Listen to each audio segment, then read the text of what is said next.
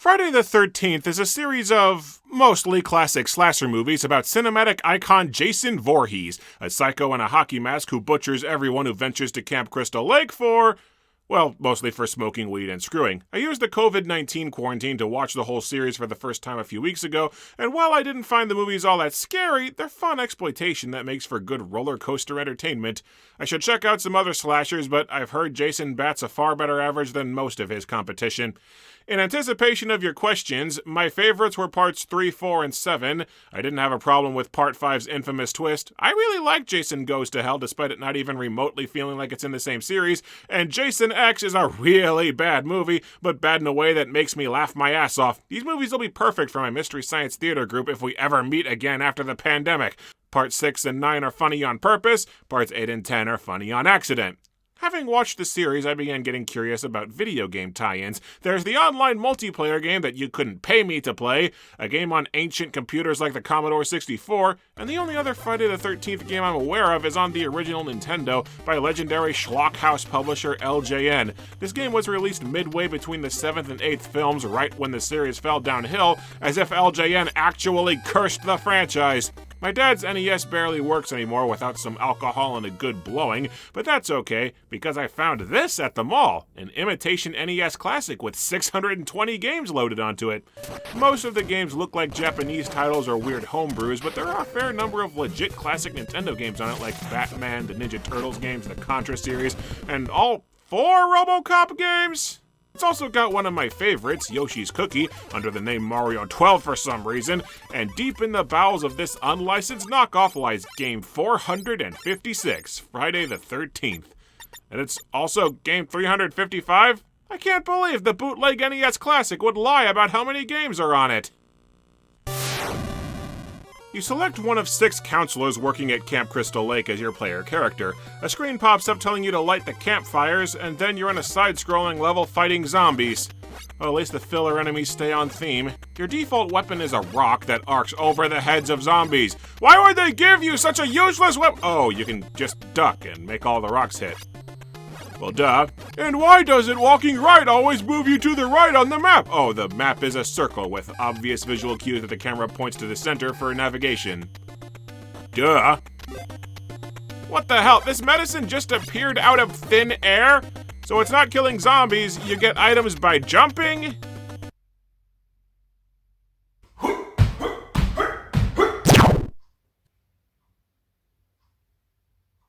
Pony?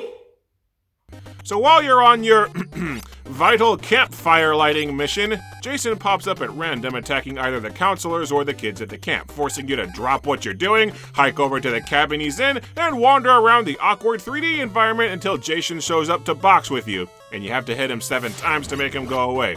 Trouble is, Jason is a massive prick, and without fail, he keeps spawning at the most remote corners of the map or clear on the opposite side from me, and he attacks so damn often that I don't get a damn break. I trek to the center of the map, save the damn kids, 9 friggin' seconds, I'm back on dry land, and the Jason alarm kicks off again. If you die while your character has medicine, you'll automatically heal up to 6 points of health. And Jason deals 7 per hit, so yeah, I'm dead. Have to switch to another counselor that doesn't have any equipment. Oh, for crying, really? I still have to go and save Paul's ass from Jason?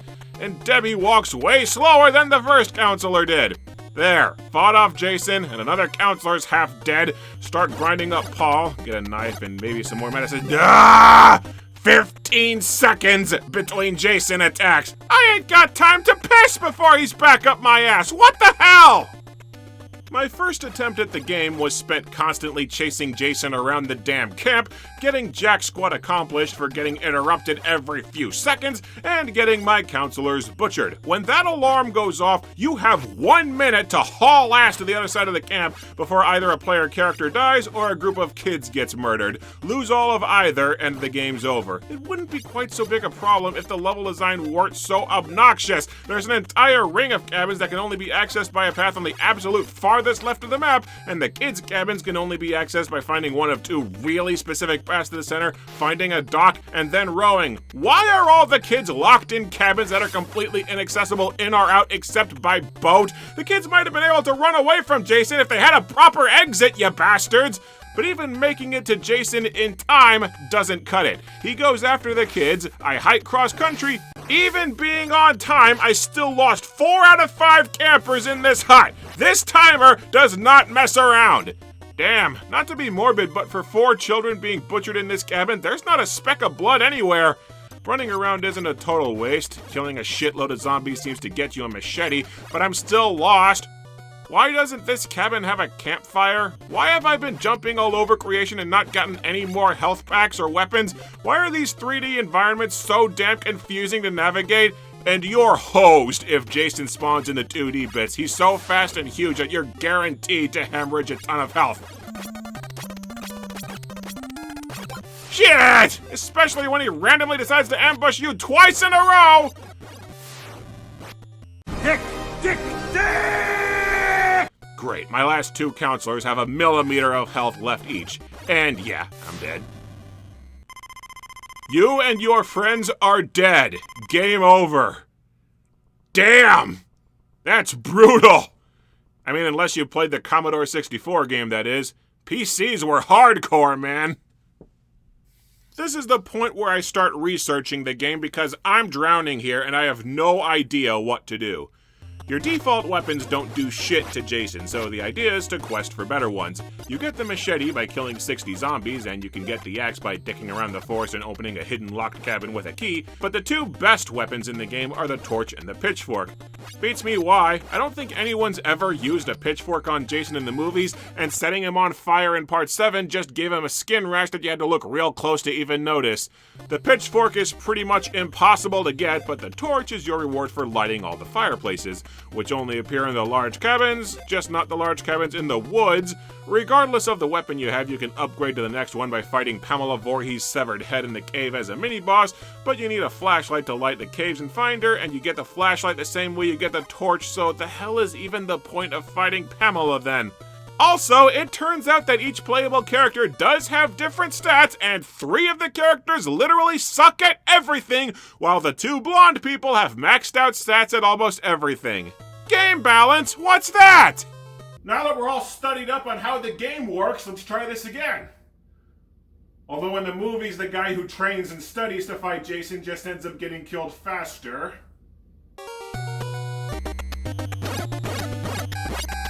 Oh, you sack of bitch! Literally started the game with the Jason alarm going off!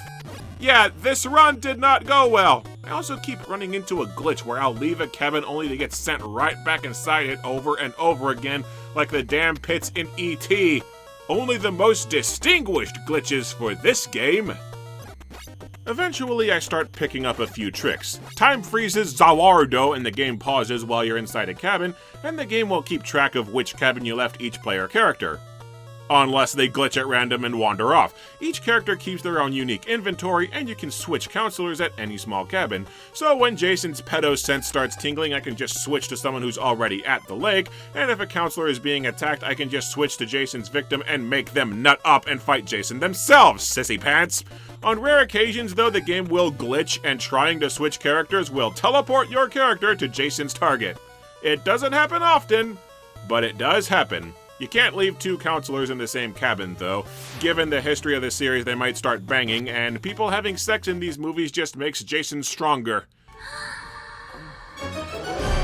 I sense fucking!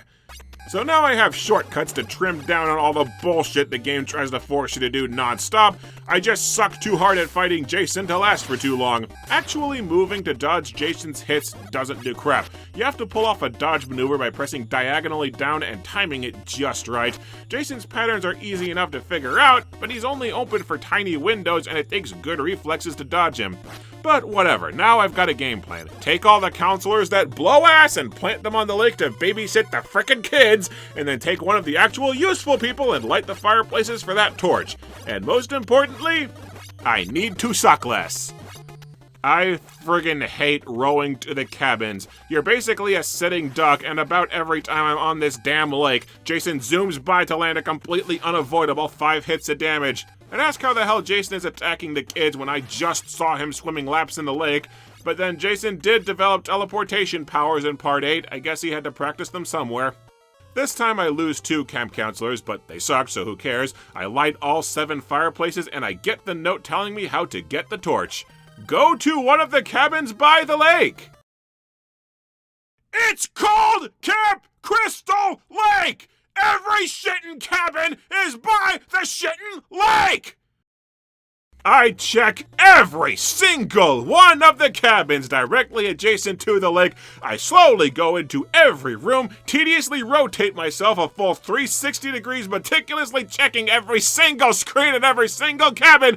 The damn torch doesn't appear! So what the hell? The increased search time results in my remaining counselors getting worn down and picked off, and yeah, deadness ensues. So, wanna know why the torch didn't work? You have to light every single campfire in the game and grab the torch with the same one character, or it doesn't count. Because by some cryptic, bizarre, reality-warping bullshit, visiting a fire you lit with a different character will cause that fire to not be lit for anyone else. What's worse is the campfires are extremely poorly coded. If you visit a fire but turn away from said fire before it's lit, not only does it not light up, but the game screws up to where it can't be lit until you reset the game.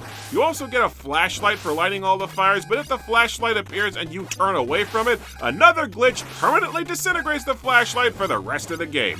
I also stumbled across a few notes traversing the cabins. They don't tell you shit beyond vague suggestions to check the caves or the forest, but one walkthrough claims that you actually can't find the special weapons in the forest or caves unless the character you're controlling has personally read the specific note telling them to look for it. And sometimes notes are locked behind reading other notes. And the notes don't appear at all unless the character you're playing already has a knife or better. And I also found out why jumping only sometimes makes items appear. It turns out a very limited number of items are placed in very specific parts of the map, invisible, and they only appear if you know to jump there, and your character has to have killed a specific number of zombies that varies for each character.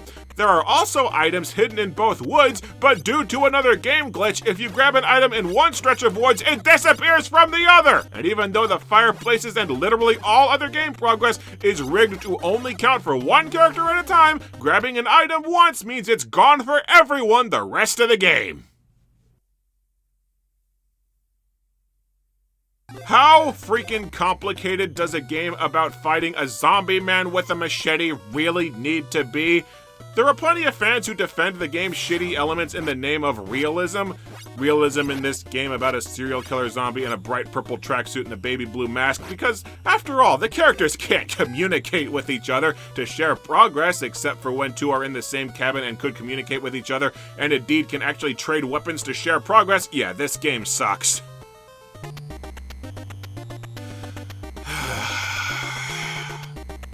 The graphics are good for their day. Music blows, though. 3 songs total, I think, and each is a 5-second loop of like 3 notes. I will say the game's 2D controls are really smooth and responsive. It's easy to move and fight in the side-scroller bits, and if they had less boring and repetitive enemies or some platforming, the basic combat could have been pretty fun. Instead, most of the gameplay is wandering in a giant circle. What's weird is that once you've beaten off Jason once, he comes back with a machete or an axe, except his weapons don't do crap and Jason deals the exact same damage as with his bare fists. The axe looks like Jason's carrying around a giant toothbrush. Maybe he's at the camp to teach the kids about dental hygiene by knocking their teeth out. This try I ran to every fireplace, making damn sure to only use the blonde guy Mark, farming items, getting the machete, and finally the fireplace quest was marked as complete and I got the flashlight. Still checked every cabin near the lake and no frickin' torch. Eventually, out of desperation, I decided to explore the caves. There are 3 hidden locked rooms here, 2 of them have supplies, but one of them at random will have— ah, shit! The optional mini-boss fight with Jason's mom. I actually managed to kill her and get the axe, which is powered up over the machete, but between a completely unavoidable side-scroller encounter with Jason, the virtually useless health pickups, and the fact that the cave is full of wolves that maul your face off and deal and take lots of damage, yeah, Mark's dead, and I have to start all my quests over with another character. Might as well just reset at this point. Where the hell is that damn torch?! The torch can appear in the north cabin of the inner road around the lake.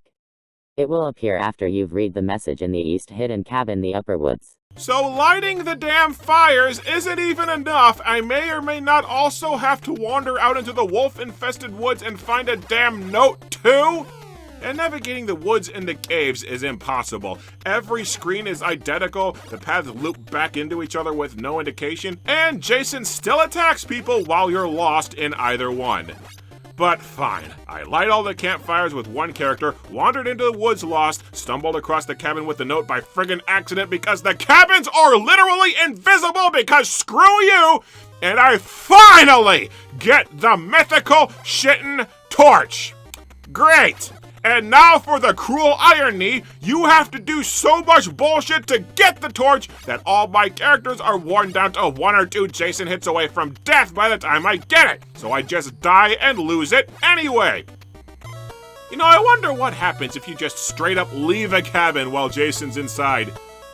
Oh shit, he attacks you outside, bad idea! The big problem was that during this run, I kept getting screwed by the game's most sadistic glitch. You dodge Jason's attacks by pushing diagonally back into the side, and the best way I found to do it is to hold down on the pad and then push left or right. Dirt simple controls, absolutely no way you could screw up the input. The game keeps glitching so it doesn't recognize the input. So periodically, instead of dodging to the side, my character will barely shuffle to the left and take a hit, and when the glitch flares up, it often flares up multiple times a fight. And sooner or later it gets you killed no matter how much you practice fighting Jason. This isn't due to a glitchy emulator or a faulty knockoff controller. Other players have complained about the 3D segments having controls that either lag or just flat out miss inputs, and these controllers have worked perfectly fine in every other game I've played. The game just flat out glitches to rig the fights in Jason's favor. Just... screw this, I'm cheating. Speedrunners have found an exploit in the game. Because Friday the 13th is a retro game with a reputation for being hard, of course it's prime ground for gamer dick measuring contests. And it turns out there's a possibly semi-glitched exploit that not only allows you to get the torch within minutes of booting up, it also lets you get the torch equipped to all of your counselors so everyone can wipe out huge chunks of Jason health every fight. Here's how you do it. You kill enough zombies to get a knife, then you go to this cabin here. Find and read the note telling you about a cabin in the woods. Go to one of these locations and get an invisible key, then go to the south entrance of the upper woods. I found out that you can survive the wolves by just realistically leaping clear over them in this realistic game that sucks in the name of realism. Go right and then up twice to find a secret cabin with a note about how fire hurts Jason, because retconning Jason is a staple of the series. You may or may not need to go into and exit a cabin before you come here. Exit the woods by going right down, and go back to this cabin, and somehow a torch will just materialize. I have no idea why this works. You'd think a brightly lit burning torch would be easy to find without needing to read the note, but screw it. I have the damn torch, I found tons of medicine to keep Marky Moo alive. The torch knocks off a bar of Jason's health with every hit. The dodge decides to work right, and yes! Yes! I beat Jason Voorhees! That took so damn long, but now I can finally bask in that sweet end screen.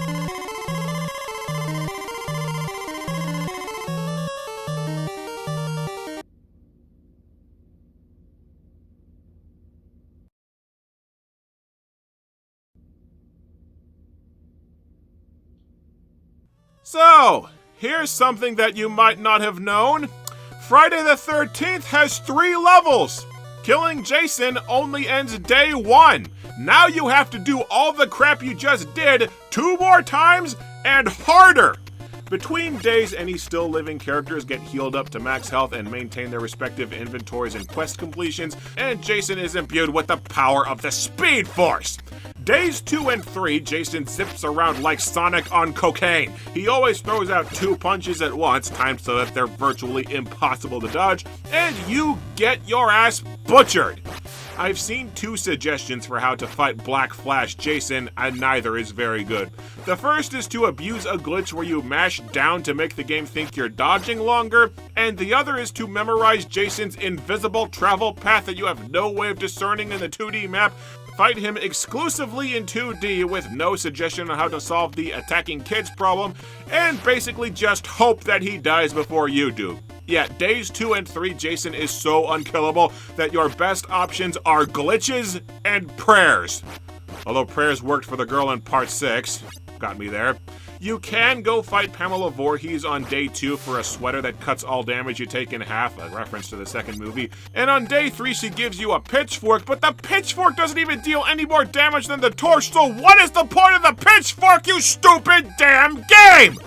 Oh, and just for an extra kick in the balls, all those medicines that are hidden around the lake that restore a little bit of your health, none of those items replenish for days 2 or 3.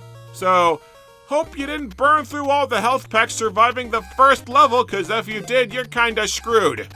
Apparently, Jason doesn't run from a fight if you're down to 2 counselors remaining as kind of a dickish "you're already dead" mechanic, so I guess I could trap him in a 2D fight that way and hope my 2 torch-wielding counselors kill him, but I'm out of craps to give. This game is Duke, and I'm done.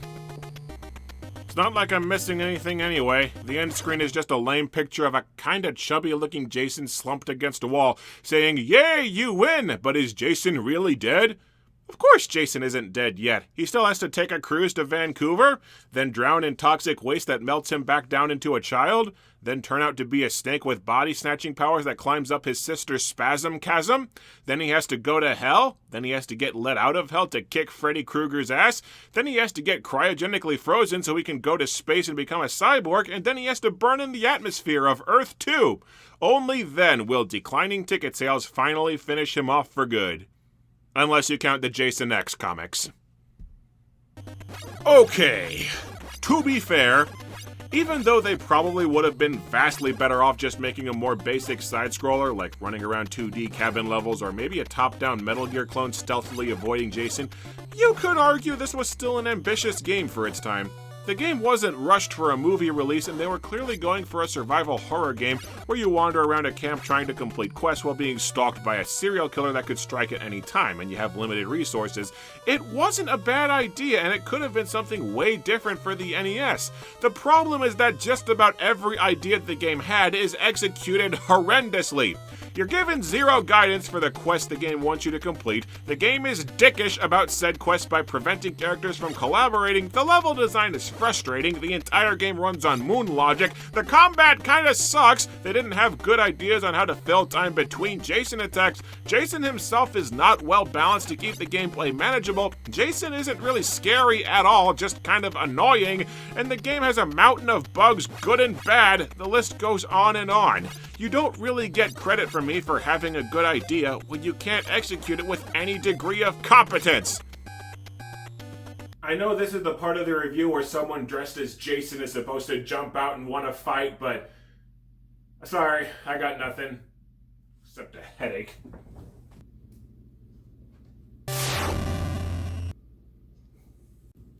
It is too soon for Halloween, correct?